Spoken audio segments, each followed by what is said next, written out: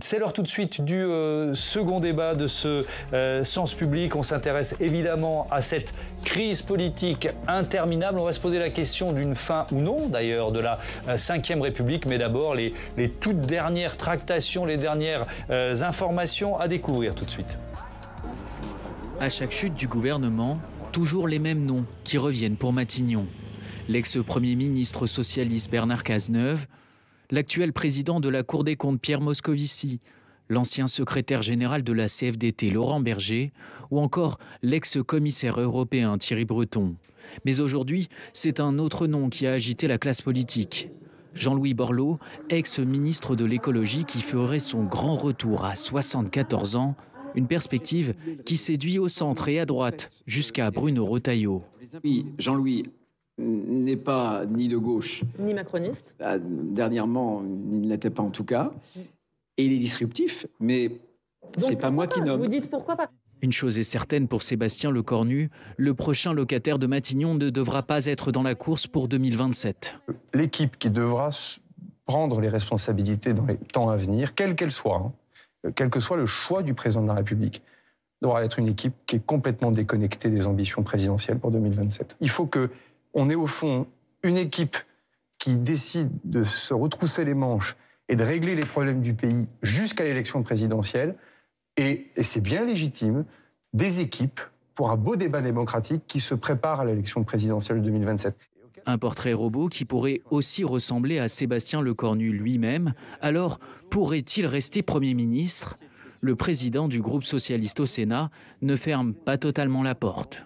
Nous réclamons une cohabitation, donc le fait d'être à Matignon. Nous ne réclamons pas d'être dans un soutien sans participation et encore moins d'être dans une coalition. Et vous pourriez ne pas censurer un gouvernement Lecornu? Ah mais on a toujours dit que la censure n'était pas pour nous compulsive, et encore moins la dissolution et encore moins la destitution du président de la République. Mais même au sein de la Macronie, certains redoutent les conséquences de l'immobilisme. Je pense que le gouvernement doit être complètement différent. Encore une fois, on doit tirer les conclusions de ce qui s'est passé. Et je pense qu'aujourd'hui, dans l'intérêt du dialogue qu'on doit avoir avec les différentes représentations politiques, il faut qu'on soit en capacité de tout changer. La décision du chef de l'État devrait être connue d'ici vendredi soir. Et on se demande si cette crise politique nous mène vers la fin de la Ve République avec Michel Viviorca. Bonsoir. Bonsoir. Bienvenue. Merci d'avoir accepté notre invitation. Vous êtes sociologue. Vous publiez Où va la France en édition de poche. Il vient de sortir en édition de poche. C'est aux éditions de l'Aube. Dorothée Régnier, bonsoir. Bienvenue à vous aussi. Vous êtes maître de conférence en droit public à Sciences Po Lille. On attend Sophie Coignard. Pour l'instant, sa chaise est vide, qui est journaliste au Point. Alors, je vous dis tout, on est transparent. Elle sort du métro à Odéon. Donc ça va mettre un petit peu de temps, ces soirs de commémoration au Panthéon pour Robert Badinter, et donc c'est un peu logique que ce soit un peu plus compliqué, donc on l'attend tranquillement. Évidemment, Tam Traduit, éditorialiste pour Sens Public, est resté à mes côtés. Je vais vous poser une question très générale, Michel Viviorca, pour commencer.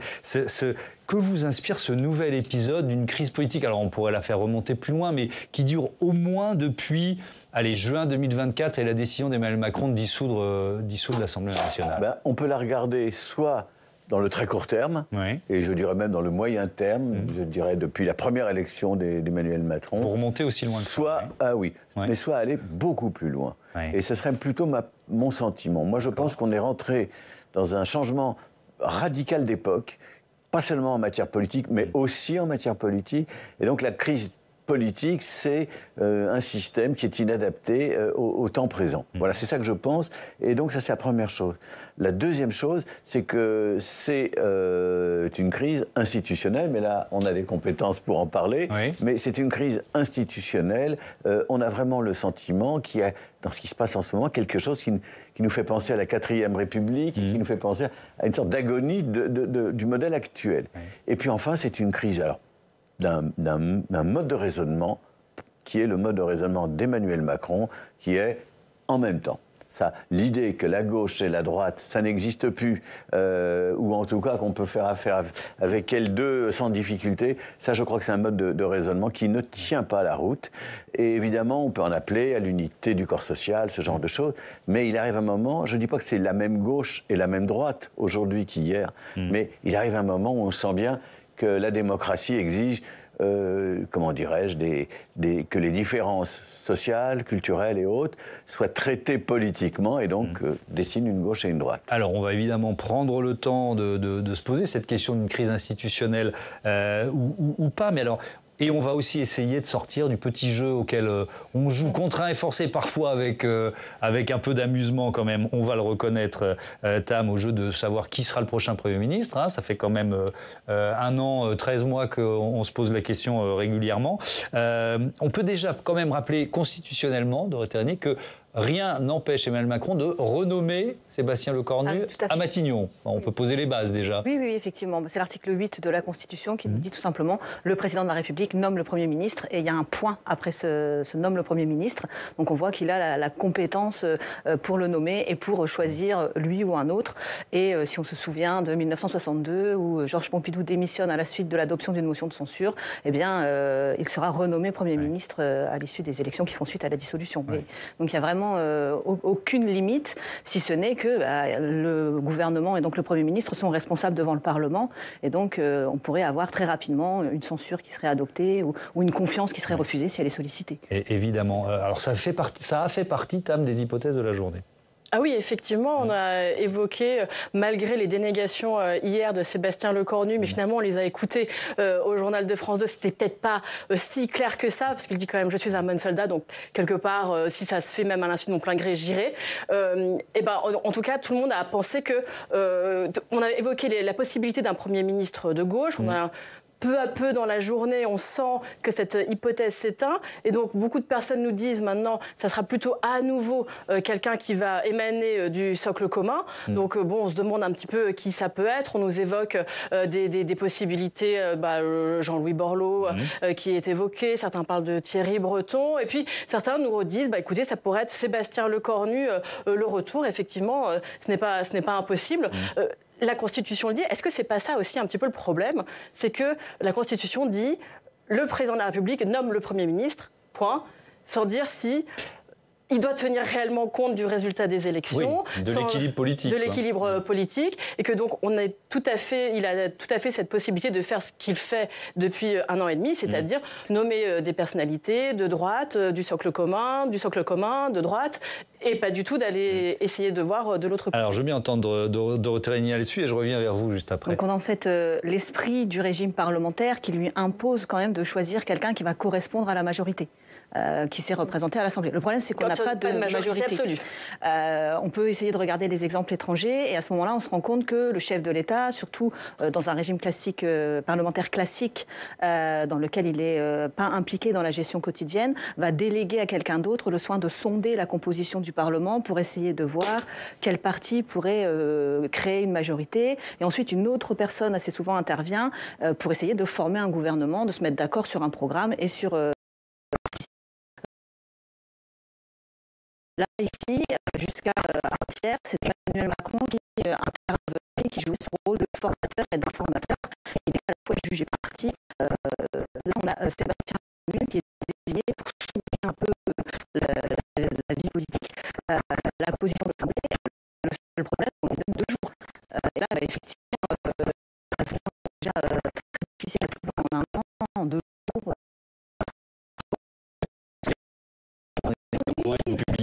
C'est votre dernier livre, Arbre en danger, en question à carte. C'est aux éditions Très Daniel, c'est exactement le thème de notre.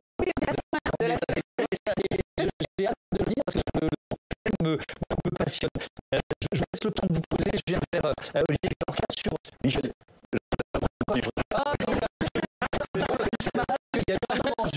J'ai eu un cet après-midi où j'ai écrit Olivier, je me suis dit, attention, c'est pas bien, c'est que bon, voilà. Mais à coup pas, je me tape sur les doigts. Est-ce que vous avez fait la liste de ce qui est structurel, c'est le changement radical de notre société, ce qui est presque psychologique, c'est-à-dire la personnalité ou les Emmanuel Macron. Qu'est-ce qui fait qu'on nommerait aujourd'hui un Premier ministre de gauche alors qu'il l'a pas en juillet 2024 dans l'équilibre politique? Qu'est-ce qui fait qu'il pourrait prendre cette décision? Écoutez, personne dans l'esprit, dans le cerveau d'Emmanuel Macron, mais il était tellement mauvais politiquement que tout est possible. On prenait à l'Assemblée comme il a fait, c'était quand même quelque chose de surréaliste même. Donc, je vais compléter ce tableau, c'est pas le seul à donner cette impression de nous trimballer. Moi, j'ai parfois le sentiment qu'on est dans la salle de bal du Titanic, chacun avec ses petites affaires, et le bateau est encore en train de sombrer.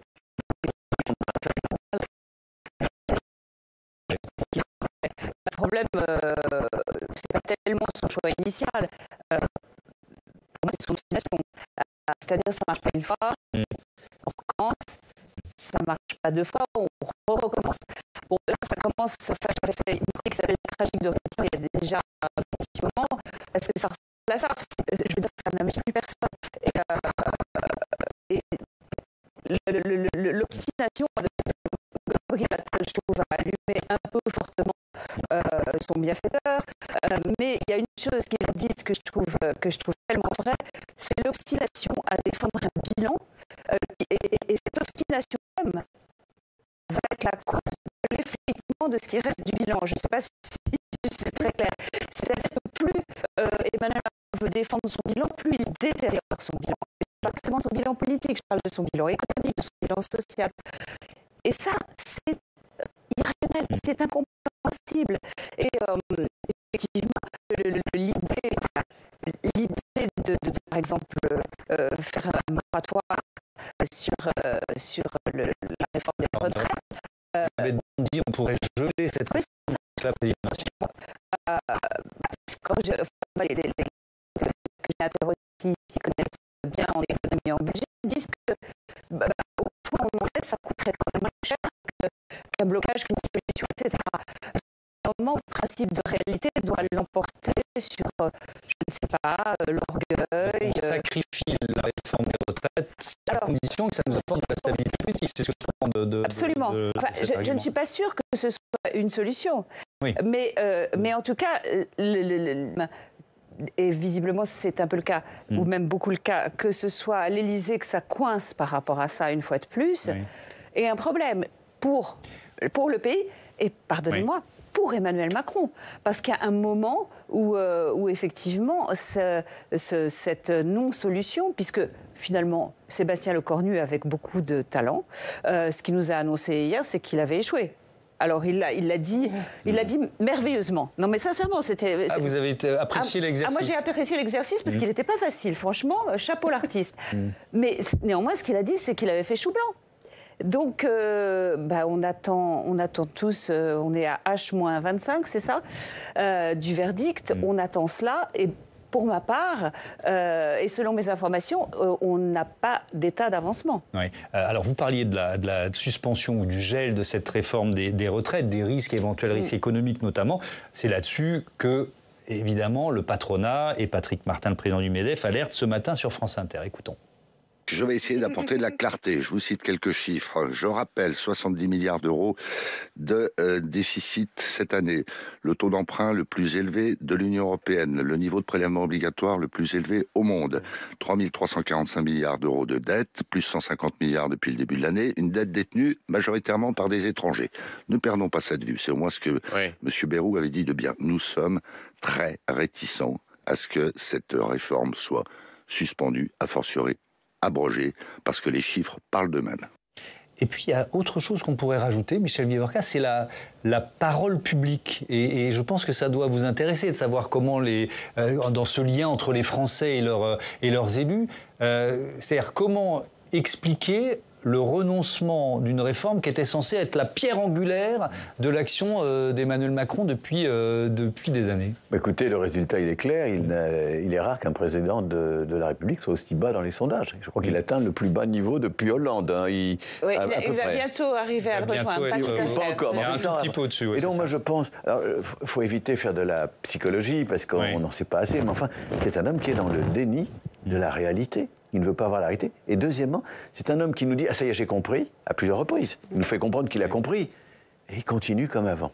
Et donc, je pense qu'il a une structure psychologique finalement assez rigide. Mais un problème plus intéressant, je pense, c'est tous ces responsables économiques, comme le responsable du patronat, ou politiques, tous donnent l'impression d'être pris dans des contradictions qu'ils n'arrivent pas à régler, sauf peut-être le Rassemblement national. Je dis sauf peut-être. Mais ce monsieur Martin qu'on vient d'entendre, il a quand même été l'homme qui a fait capoter le fameux conclave de François Bayrou, plus que d'autres. Donc, bon, mais en même temps, il se présente comme celui qui incarne la raison économique. Donc, et ils sont tous comme ça. On ne sait pas. Les socialistes, je vais prendre un autre endroit, les socialistes, d'un côté, ils laissent entendre que oui, il faut dissoudre à certains moments, et puis à d'autres moments, ils pensent à leurs électeurs, ils se disent qu'est-ce qui va se passer, ils pensent aux municipales, et puis ils sont dans une relation très compliquée avec la France insoumise, avec la France insoumise. Enfin, on est sans arrêt dans des jeux où on a le sentiment qu'aucun acteur n'est pleinement cohérent et pleinement capable d'avancer. Il faut quand même remarquer, que Patrick Martin, moi ça m'a beaucoup surprise ce matin, n'a pas dit... le MEDEF est totalement opposé à cette idée folle de suspendre. Il a dit est très réticent. Et pour moi, le très réticent m'a semblé surprenant parce que j'ai pris ça... Alors, au point où on en est dans le grand n'importe quoi, j'ai presque pris ça pour une ouverture. C'est surtout la dissolution qu'Emmanuel Macron, mais aussi presque tous ceux qui sont venus dans le bureau de Sébastien Lecornu à Matignon veulent éviter. Dorothée Régnier. C'est une sorte de majorité anti-dissolution qui est en train de se fabriquer, là ? Ah oui, je pense que c'est aussi ce qu'a dit hier Sébastien Lecornu. Il y a une majorité pour qu'on ait un accord sur le budget et donc qu'on évite la dissolution. Parce que les deux sont liés. Si on n'arrive pas à avoir un accord sur le budget, il faut qu'on provoque la dissolution et qu'on le fasse de manière à ce que les élections aient lieu avant le 31 décembre pour qu'on ait encore un peu de mou pour, alors pas voter un budget parce que ce sera trop tard, mais avoir un Parlement qui vote les crédits nécessaires pour pouvoir continuer au 1er janvier. Mais une dissolution sans changement de mode de scrutin, on peut imaginer qu'on aurait une tripartition, peut-être pas exactement la même, il y a des partis qui y perdraient, d'autres qui y gagneraient, mais une tripartition qui resterait problématique ? A priori, oui. Les Français, je ne sais pas s'ils changeraient d'idée vraiment à ce point entre 1 an et demi depuis juin 2024. Il y a quand même une défiance à l'égard des représentants politiques qui s'exprimeraient encore, je pense. Ça sert à quoi une dissolution ? Alors la dissolution, on met fin en fait au mandat des députés de manière anticipée. Il peut y avoir plusieurs utilisations de la dissolution. Ça peut être une réponse à un gouvernement qui a été renversé. On l'a vu en 62. Ça peut être un moyen de redonner la parole au peuple dans une période de crise ou de doute, ce qui s'est passé en 68. Et puis ça peut être une dissolution. On pourrait considérer qu'on est dans ce cas de figure, quand même ?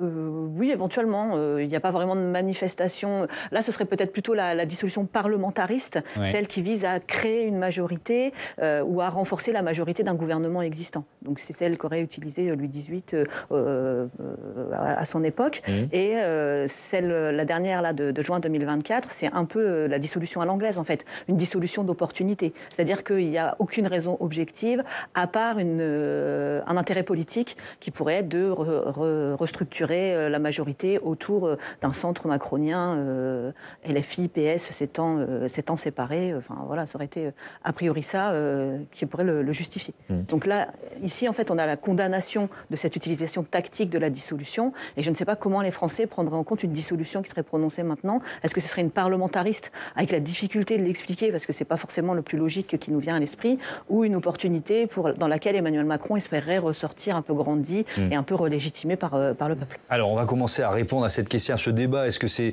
une crise politique grave ou est-ce que c'est vraiment une crise institutionnelle qui nous emmène vers la fin de la Ve République? On a commencé à l'évoquer, mais alors je vous propose de voir que malheureusement, on est en train de battre un certain nombre de records. C'est Clémentine Louise qui va nous raconter ça tout de suite. Rebonsoir Clémentine, puisque depuis cette dissolution de juin 2024, on peut dire que notre Ve République a été mise à rude épreuve, des premiers ministres successifs, des gouvernements express. On a battu un certain nombre de records. Racontez-nous. Oui, la France a été gérée en moyenne 1 jour sur 4 par un gouvernement démissionnaire, plus de 110 jours avec des ministres chargés des affaires courantes depuis juin 2024, avec le plus long interrègne de la Ve République, 67 jours, avec un gouvernement chargé des affaires courantes. C'était entre la démission du gouvernement de Gabriel Attal en juillet 2024 et la nomination du gouvernement de Michel Barnier à la fin du mois de septembre. Souvenez-vous, c'était la fameuse trêve olympique olympiques décrétés par le président pendant les Jeux de Paris. Et Emmanuel Macron pourrait nommer avant demain soir son 8e Premier ministre. Oui, le temps d'Édouard Philippe et de Jean Castex nous paraît bien lointain. C'est figure du premier quinquennat d'Emmanuel Macron. Mais c'est après sa réélection que le rythme s'est vraiment accéléré. Elisabeth Borne, Gabriel Attal, Michel Barnier, François Bayrou et enfin Sébastien Lecornu. Le record du nombre de premiers ministres était jusqu'à présent détenu par François Mitterrand avec la nomination de 7 premiers ministres et notamment avec la première cohabitation de l'histoire de la Ve République quand, perdant l'élection législative en 1986, François Mitterrand avait été obligé de nommer un Premier ministre de droite, Jacques Chirac. Mais rappelons qu'à l'époque, le président socialiste avait enchaîné 2 septennats et non pas 2 quinquennats, comme c'est actuellement le cas, ce qui rend la succession de Premier ministre sous Emmanuel Macron encore plus inédite. Puis alors, si on regarde les différents ministères, là aussi, on a un palmarès, si j'ose dire, assez impressionnant. Oui, là aussi, les chiffres parlent d'eux-mêmes. Depuis son arrivée à l'Élysée, Emmanuel Macron a vu défiler 7 ministres de l'Éducation nationale, de Jean-Michel Blanquer à Elisabeth Borne, renommée dimanche soir dans le gouvernement démissionnaire de Sébastien Lecornu. Mais le record est battu par le ministère de la Santé avec 8 ministres successifs. Première arrivée en 2017, Agnès Buzyn. Dernière en date, actuellement démissionnaire, Catherine Vautrin. Et puis un dernier record peut-être le plus remarqué, celui du gouvernement le plus bref. Oui, 14 heures pour le gouvernement de Sébastien Lecornu, le plus éphémère de la Ve République, mais pas seulement, de la 4e et de la 3e République aussi. Et pourtant, les statistiques étaient difficiles à battre. Le gouvernement d'Henri Queuille en 1950 avait tenu 2 jours.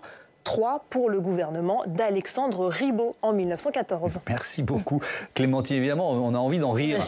Sophie Coignard, merci. Si on parle de l'absence de continuité ministérielle ou même l'absence de ministre, il y a quand même des conséquences qui sont concrètes pour certains secteurs d'activité. Je pense par exemple, ça me vient la loi de programmation pluriannuelle de l'énergie. Ça fait des années que le secteur l'attend. Enfin, on pourrait multiplier les exemples. Les agriculteurs qui se sont mobilisés, qui attendaient que les mesures annoncées soient finalement votées, etc., etc.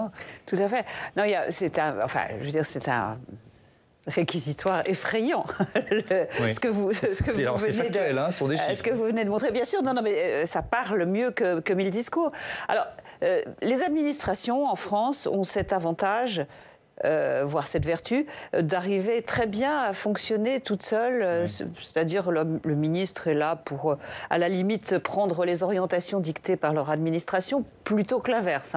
Donc, sur la bonne marche des administrations, ça ne pose pas tellement de problèmes, l'expédition des affaires courantes. Ce qui pose plus de problèmes, c'est qu'effectivement, c'est le fait de ne pas avoir de budget. Là, c'est vraiment grave parce que, comment dirais-je, ça descend en pluie fine sur toutes les agences de l'État, tous les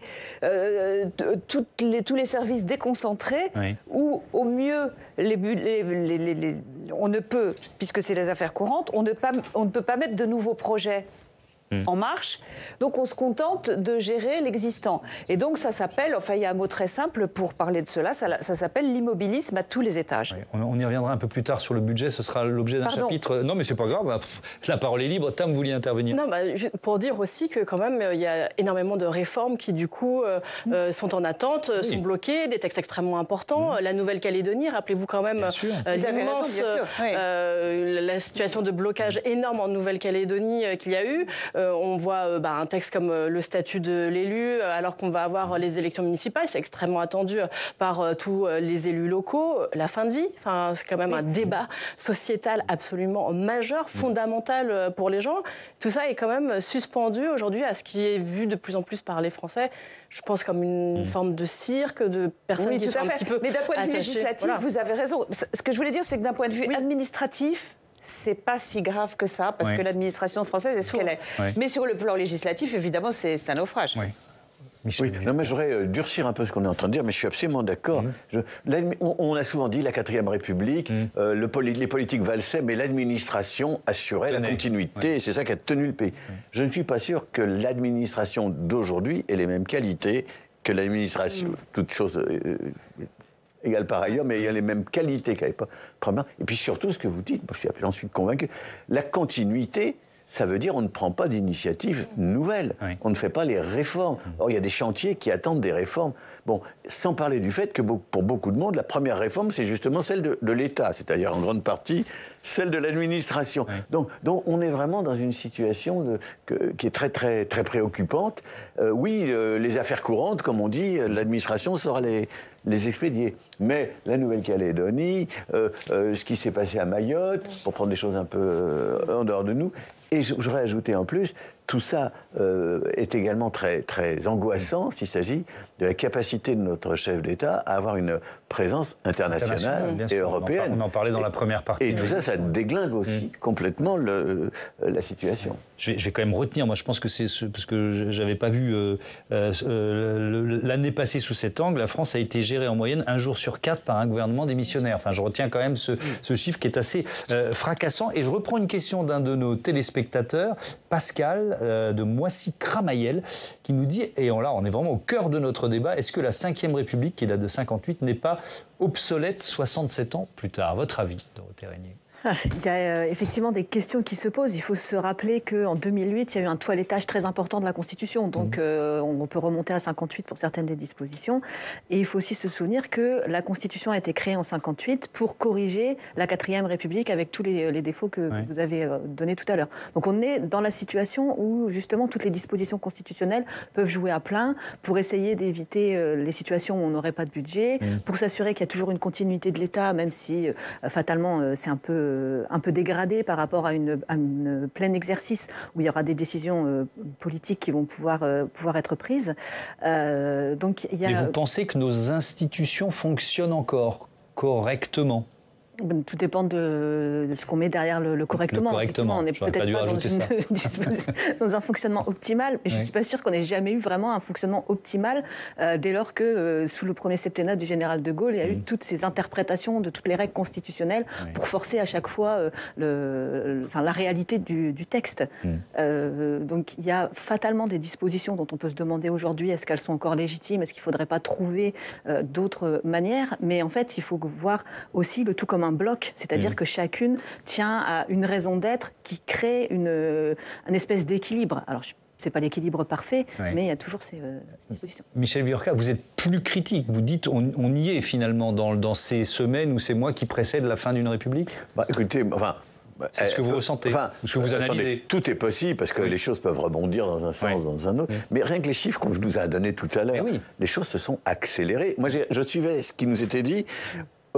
Jean-Michel Blanquer, pour prendre l'exemple le plus lourd de ce que je suis en train de dire, Jean-Michel Blanquer est resté plusieurs années. Et puis alors après, ça a valsé. Et donc l'accélération, c'est ça qui est très préoccupant. On sent qu'on est rentré dans une phase où ces problèmes deviennent de plus en plus difficiles à gérer et où ça part dans tous les sens. Donc oui, je suis très, très préoccupé parce que je suis préoccupé parce qu'on est dans plusieurs niveaux de problèmes et je ne suis pas sûr qu'on arriverait à penser ces différents niveaux. Il y a l'immédiat. Alors, est-ce que l'immédiat, il faut améliorer la démocratie représentative? Vous parliez des conventions sur la fin de vie, enfin de ces questions de fin de vie. Ça a été un échec politique alors que c'était une initiative magnifique. Je l'ai suivi au jour le jour. J'y suis allé chaque jour en observation. Oui, il y avait une convention citoyenne. C'était formidable. On a pris 185 citoyens, on les a tirés au hasard. Bon, j'entends parler. Et ces gens-là ont vu s'élever considérablement leur niveau de réflexion, tous. Et ils ont abouti à des choses très raisonnables, très raisonnables. Et à ce moment-là, le chef de l'État a d'abord procrastiné. Il a promis qu'il allait faire passer une loi dans les 6 mois. Évidemment, au moment où il devait présenter un projet de loi, il y avait le pape qui venait à Marseille. Alors, il n'allait quand même pas déplaire à sa sainteté. Donc, rien sur le suicide assisté, etc. Puis, il y a, comment elle s'appelle Lynn Renault qui lui a dit non, il faut y aller. Enfin, et puis, finalement, la chose arrive devant le Parlement et crac, il dissout le Parlement. Donc, bon. Et donc, et c'est une belle idée, la démocratie participative. Mais comment on l'articule à la démocratie représentative? Les Gilets jaunes rêvaient d'une chose. Un référendum d'initiative citoyenne. Bon, la question du référendum, ça pourrait être aussi un thème de discussion. Ça ne l'est pas. Les gens, en France, on n'aime pas beaucoup les référendums. On dit que c'est plébiscitaire. Enfin, et donc, on ne voit pas les changements des gens à ce niveau-là. Alors, si on vous dit qu'il faut des réformes en profondeur parce que notre pays est confronté à des défis nouveaux en matière énergétique, en matière culturelle, en matière d'égalité des hommes et des femmes, etc.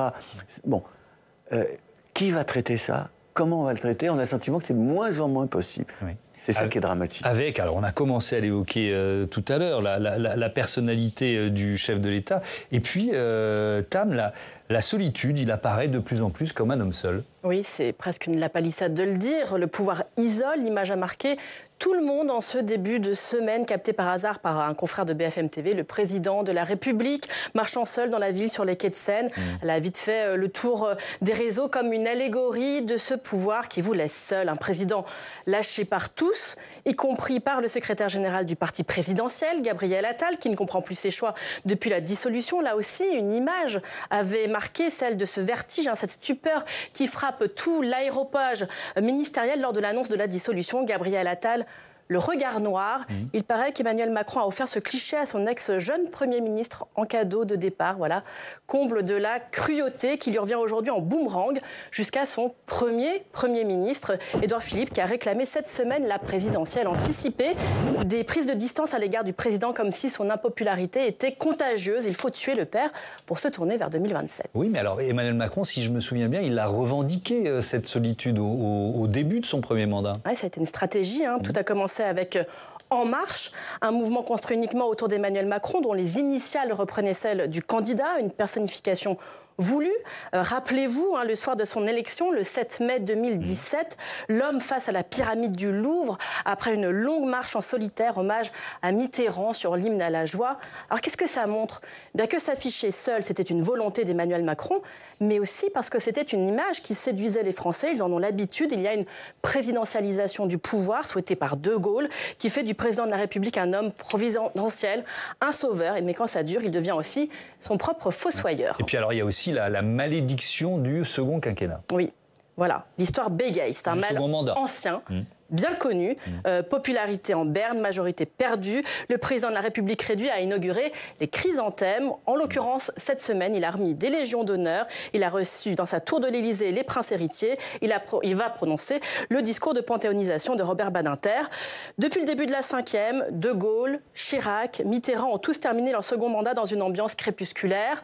Démission en 1969 après le référendum perdu sur le Sénat pour De Gaulle. François Mitterrand, lui, a quitté le pouvoir rattrapé par les secrets d'une vie, maladie, fille cachée, jeunes années vichistes. Et puis Chirac, lui, il était enferré dans l'immobilisme. Alors, d'où peut venir le salut pour Emmanuel Macron? D'un partage du pouvoir pour cette fin de deuxième quinquennat? Faut-il un colocataire au président de la République?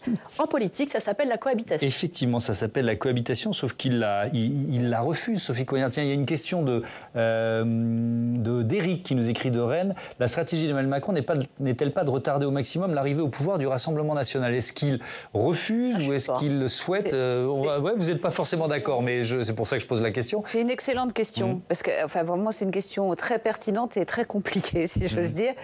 Souvenez-vous, Emmanuel Macron, quand il arrive au pouvoir en 2017, il explique que la question de l'extrême droite n'existera plus grâce à lui, puisqu'il va résoudre tous les problèmes. Il va créer le plein emploi. Donc, dans une France heureuse, plus d'extrême droite. Bon, ça ne s'est pas tout à fait passé comme prévu par lui. Donc, au fur et à mesure, il a été obligé de se repositionner par rapport à cette question de l'extrême droite et d'être un peu moins fanfaron, on va dire ça comme ça.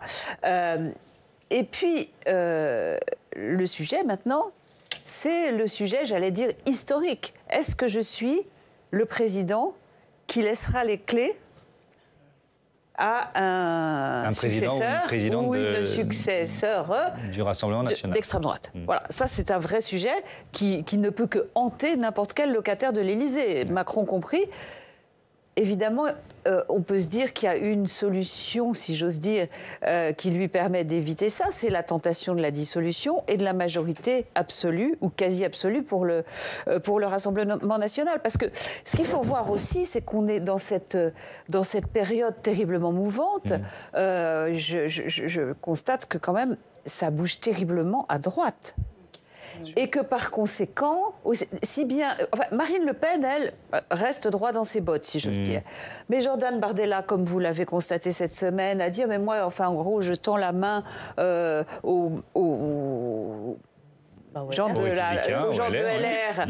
Non macronisé. Bon, voilà. Et puis chez LR, un certain nombre du côté de LR, élus sont prêts à la saisir la main. Voilà, pas tous, on peut pas dire que le cordon sanitaire de Jacques Chirac soit encore bien épais, quoi. Oui. Donc tout ça veut dire qu'il y a forcément des injonctions contradictoires.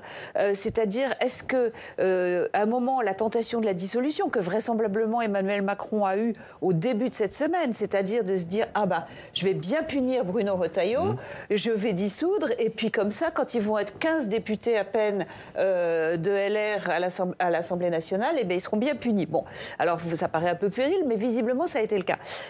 Donc ça, c'est comment dirais-je, c'est un peu comme la dissolution de l'an dernier, c'est de l'impulsivité.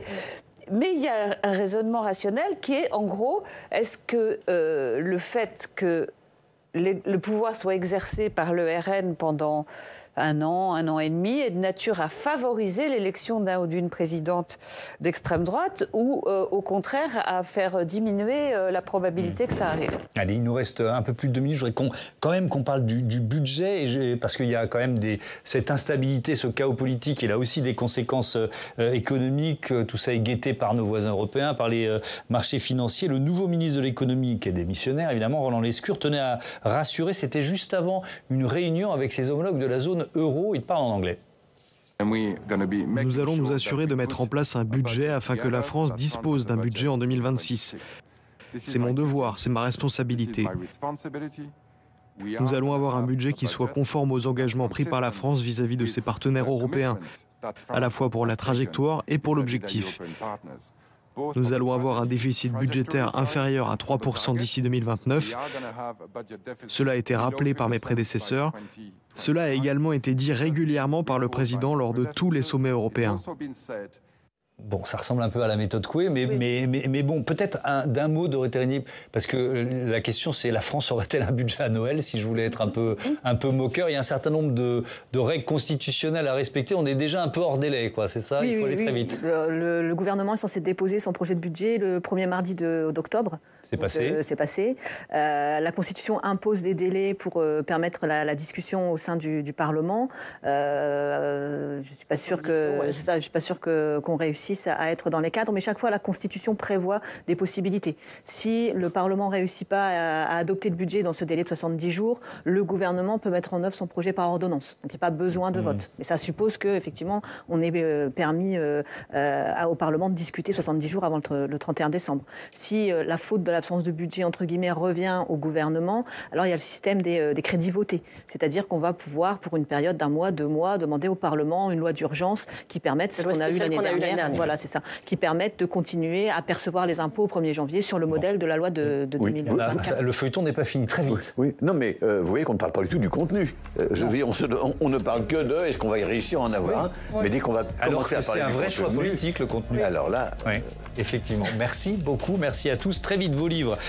Où va la France en poche aux éditions de l'Aube. Et puis, Sophie Coignard, votre nouveau livre, Arbres en danger, enquête sur un carnage végétal aux éditions Très Daniel. Je voudrais vous remercier de votre fidélité parce que vous êtes de plus en plus nombreux à regarder notre émission. Ça nous donne la banane, évidemment. Mois de septembre qui bat tous les records. D'abord pour la chaîne, pour Public Sénat et aussi pour l'émission. Je voudrais très vite remercier les équipes de la rédaction, les équipes techniques, les administratifs et puis la Dream Team de Sens Public, la directrice de l'info Perrine Tarnot, la red chef Elsa Dariula, Aude Fauvel, Louis Heinrich à la programmation et Alix Beaupré. Merci à toutes et à tous. C'est un bonheur de bosser avec vous. Je vous dis à lundi. Salut.